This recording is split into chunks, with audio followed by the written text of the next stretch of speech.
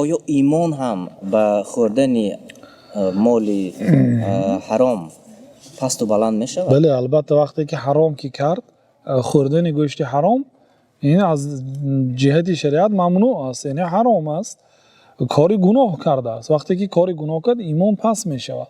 پیامبر صلی الله علیه و سلم میگه کل لحم نبت من سحت فالنار اولی به، هر گوشتی که از پول حرام می سبزد آتش دوزخ برای اولا است.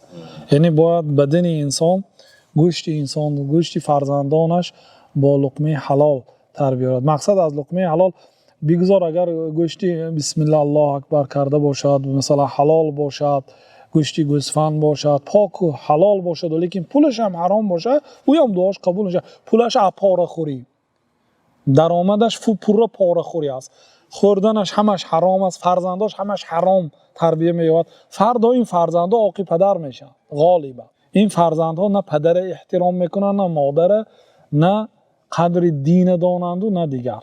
برای آنکه گوشت آنها از پول پاره، از پول ریبا، از پول قمار، از پول حرام سبزیدگی هست. برای مسلمان در این مسئله باید جدی بیند. تشکر زیاد، خیلی خوب، موضوع خوب هم بود.